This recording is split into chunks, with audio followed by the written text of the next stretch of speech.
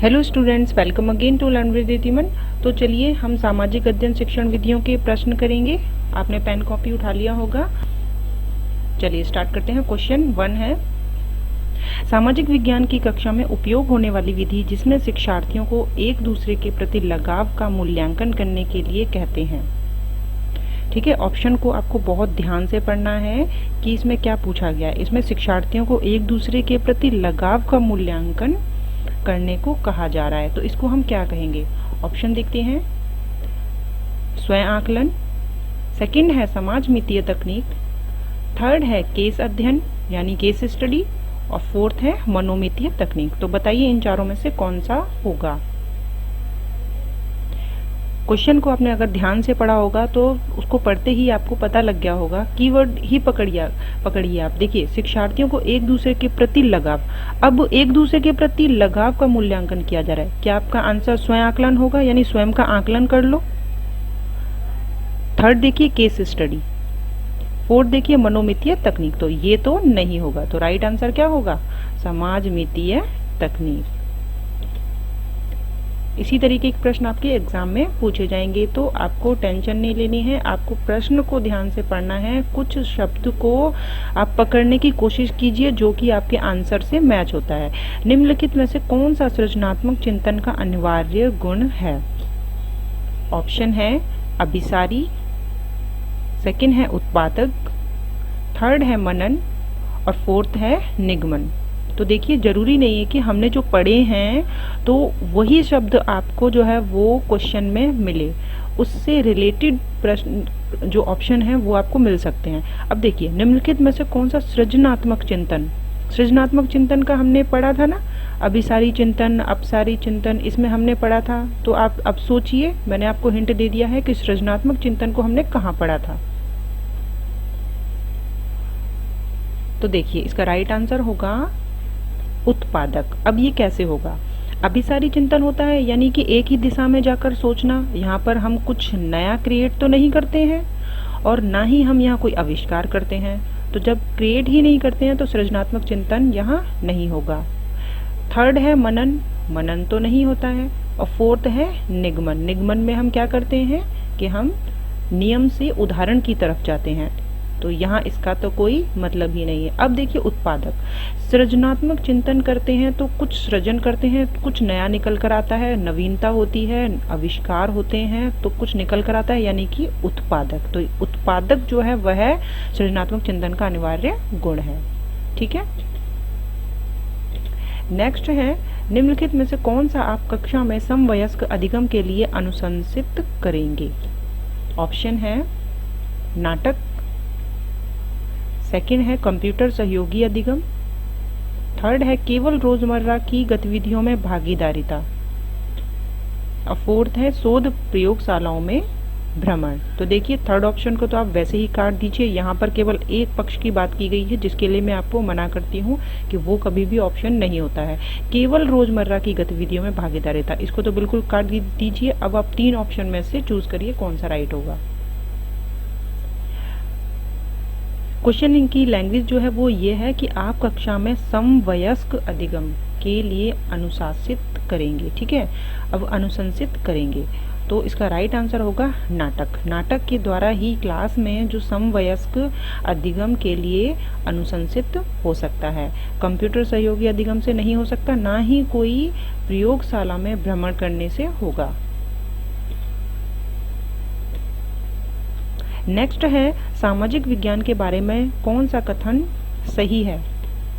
Option है समाज के विविध सरोकारों से सामाजिक विज्ञान का कोई संबंध नहीं है। क्या विविध सरोकारों से सामाजिक विज्ञान का कोई संबंध नहीं है समाज के। सेकंड है सामाजिक विज्ञान सजातीयता यानी समान जाति और रीति रिवाजों पर बल देता है। तो आप ऑप्शन पढ़ते जा रहे हैं, आपको वहीं पता लग गया होगा कि क्या गलत है। सामाजिक विज्ञान एक विषयनिष्ठ अनुशासन है। फोर्थ है सामाजिक विज्ञान एक विश्लेषणात्मक एवं सृजनात्मक मानस की नींव रखता है। तो सोचिए इनमें से राइट कौन सा होगा। तो आपने अपना आंसर जो है वो देख लिया होगा कौन सा है। तो इसका राइट आंसर होगा सामाजिक विज्ञान एक विश्लेषणात्मक और सृजनात्मक मानस की नींव रखता है। ठीक है, 3 क्यों नहीं होंगे ये तीनों? क्योंकि सामाजिक विज्ञान एक विषयनिष्ठ अनुशासन है। जी नहीं, ये गलत है। सामाजिक विज्ञान सजातीय, समान जाति और रीति रिवाजों पर बल देता है। नहीं, ये सभी जातियों पर बल देता है। समाज के विविध सरोकारों से सामाजिक विज्ञान का संबंध होता है, तो ये गलत होगा। इसका राइट आंसर होगा 4th। सामाजिक विज्ञान में परीक्षा सुधार पर हाल ही का NCF आधार पत्र किस पर बल देता है?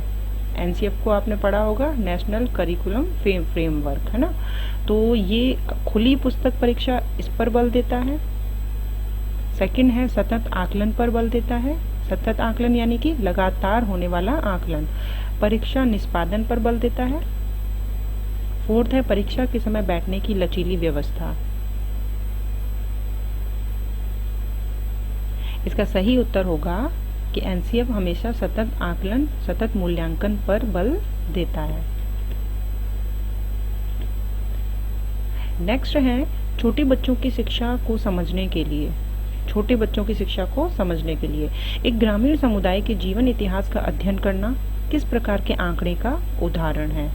ऑप्शन है गौण आंकड़े, वर्णात्मक आंकड़े, क्लिनिकल केस अध्ययन आंकड़े या प्राथमिक आंकड़े। तो देखिए, छोटे बच्चों की शिक्षा को समझने के लिए हम क्या करेंगे? एक ग्रामीण समुदाय के जीवन इतिहास का अध्ययन करना क्या है? प्राथमिक आंकड़ा कहलाता है। नेक्स्ट है समवयस्कों के ज्ञान और पांडित्य को महत्व को समझने के लिए किस परिप्रेक्ष्य में महत्व को दिया गया है? महत्व को दिया गया है। ऑप्शन है संज्ञानात्मक, सेकंड है संवेगात्मक, थर्ड ऑप्शन है व्यवहारवादी और 4th है रचनावादी। तो सोचिए इनमें से कौन सा आपका राइट होगा। इसी तरीके के प्रश्न आपके एग्जाम में पूछे जाते हैं, तो आपको प्रैक्टिस करनी बहुत जरूरी है। तो देखिए, इसका सही उत्तर होगा रचनावादी। समवयस्कों के ज्ञान और पांडित्य के महत्व को समझने के लिए रचनावादी परिप्रेक्ष्य को महत्व दिया जाता है। नेक्स्ट है सामाजिक विज्ञान में निम्नलिखित में से कौन सी शिक्षण पद्धति सबसे अधिक प्रभावी है जिसे शिक्षकों को इस्तेमाल करना चाहिए? तो सोचिए कि आप टीचर हैं और आपको शिक्षण पद्धति जो है वो सामाजिक विज्ञान की क्लास में आपको यूज करनी है, तब कौन सी बेस्ट जो है वो आपके लिए सही रहेगी? क्या आप बार बार परीक्षा देने से यह सुनिश्चित करेंगे कि शिक्षार्थी विषय वस्तु को सीख गए हैं, यानी बार बार उनका टेस्ट ले लेंगे?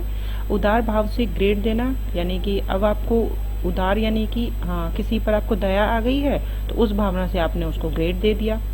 थर्ड है शिक्षार्थियों को आलोचनात्मक व विचारोत्तेजक गतिविधियों में शामिल करना। 4th है गृह कार्य देना या होमवर्क ही दे देंगे। तो सोचिए इसमें से कौन सा आंसर होगा? बहुत ही इजी है इसका आंसर, तो आपने लगा लिया होगा। आप वीडियो को पॉज करके और फिर अपना सही आंसर जो है वो चुना करिए। इसका सही आंसर होगा कि ना ही आप टेस्ट लेंगे, ना ही आप उदार भाव से ग्रेड देंगे और ना ही होमवर्क देंगे। आप क्या करेंगे?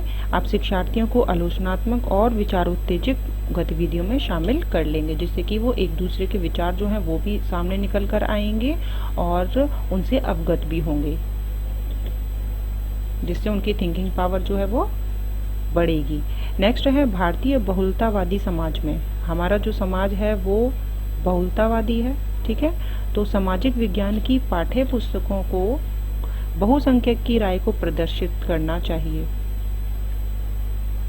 सरकार के विचारों को प्रदर्शित करना चाहिए।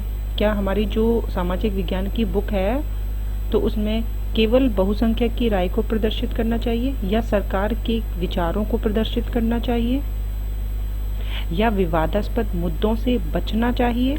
और लास्ट है सभी धर्मों व सामाजिक समूहों को शामिल करना और उनका प्रतिनिधित्व करना। तो इसका सही आंसर होगा, क्या होगा इसका सही आंसर? कि सामाजिक विज्ञान की पाठ्य पुस्तक में हम सभी धर्मों सामाजिक समूहों को शामिल करेंगे और उनका प्रतिनिधित्व करेंगे। नेक्स्ट है समता के बारे में पढ़ाने के लिए यानी इक्विटी के बारे में पढ़ाने के लिए निम्नलिखित में से सर्वाधिक उपयुक्त पद्धति कौन सी होगी। ऑप्शन 1 है व्याख्यान देना, सेकंड है परियोजना देना, थर्ड है गरीबी व पूंजीवाद के विचारों से संबंधित क्षेत्र कार्य देना, लास्ट है समता को बढ़ाने के लिए संवैधानिक प्रावधानों को उभारना।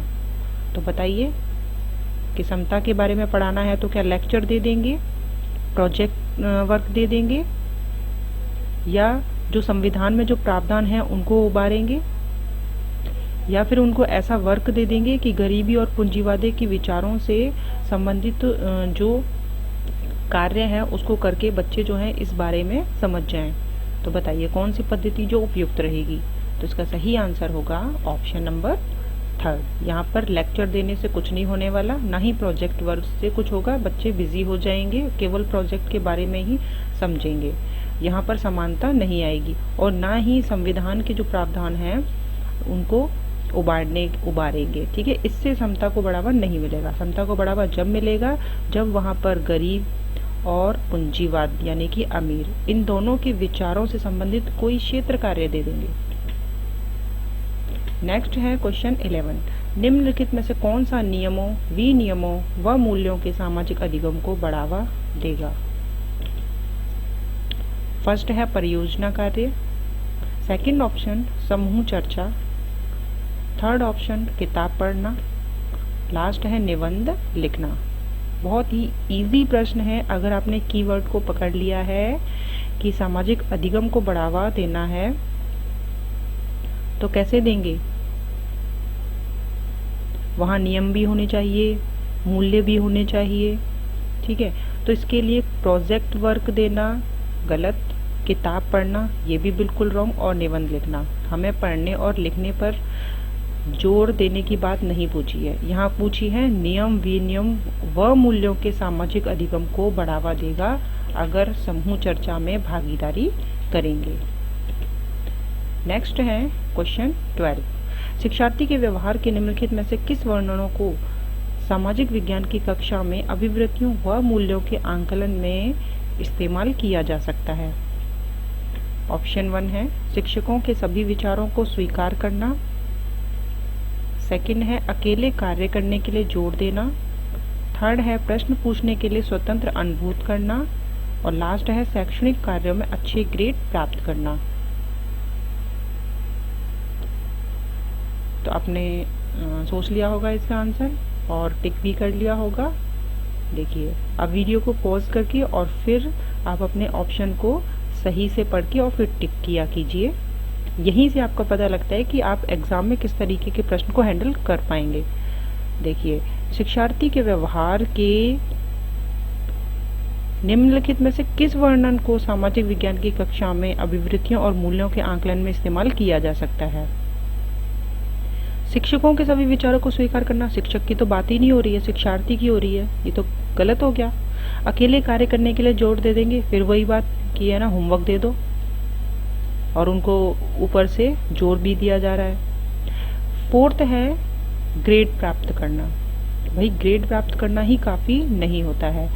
तो इसका राइट आंसर होगा प्रश्न पूछने के लिए स्वतंत्र अनुभूत करना, उनको खुली छूट दे दो प्रश्न पूछने के लिए। इससे कक्षा में जो अभिवृत्ति और मूल्यों के आकलन का इस्तेमाल किया जा सकता है। क्वेश्चन 13, सामाजिक विज्ञान की कक्षा में निदानात्मक व उपचारात्मक शिक्षण में शामिल होंगे।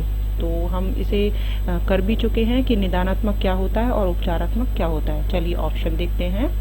ऑप्शन है शिक्षार्थी की कठिनाई विशेष की पहचान करना और उपचार करना।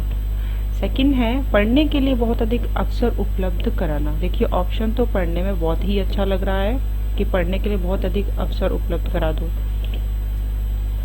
उसके बाद है चर्चा के लिए अनेक अवसर उपलब्ध कराना, ये भी गलत लाइन तो नहीं है। शिक्षार्थियों की त्रुटियों में तुरंत सुधार करना। तो देखिए ऑप्शन तो चारों अपनी जगह पर सही है, लेकिन हमसे पूछा है निदानात्मक और उपचारात्मक के बारे में। तो इसका सही आंसर होगा शिक्षार्थी की कठिनाई विशेष की पहचान करना निदानात्मक शिक्षण के अंतर्गत आता है और उपचार करना उपचारात्मक शिक्षण के अंतर्गत आता है। तो यहाँ पर पढ़ने की बात या फिर चर्चा की बात या फिर शिक्षार्थियों की त्रुटियों में तुरंत सुधार करना, इनकी बात नहीं हो रही है। सुधार की बात तो हो रही है, लेकिन कब? सबसे पहले पहचान तो की जाए कि उनको समस्या क्या है, उसके बाद उनका उपचार किया जाए। तो राइट आंसर होगा ऑप्शन 1। नेक्स्ट देखिए क्वेश्चन 14। शिक्षक शिक्षा के दौरान, शिक्षक शिक्षा के दौरान सूक्ष्म शिक्षण निम्नलिखित में से किसकी ओर संकेत करता है? तो माइक्रो टीचिंग जो है वो किसकी ओर संकेत करता है? सभी बच्चों ने माइक्रो टीचिंग जो है इसमें पार्टिसिपेट किया ही होगा बीएड में। 1 है शिक्षक प्रशिक्षक का बारीकी से अवलोकन करने के द्वारा शिक्षण। 2 है ऐसी छोटी कक्षा को पढ़ाना जिसमें सहपाठी शिक्षार्थियों की भूमिका निर्वाह कर रहे हों। 3 है छोटे समूह में शिक्षार्थियों को पढ़ाना। और 4 है एक समय में कम विषय वस्तु को पढ़ाना। तो सोचिए सूक्ष्म शिक्षण क्या था, माइक्रो टीचिंग क्या था?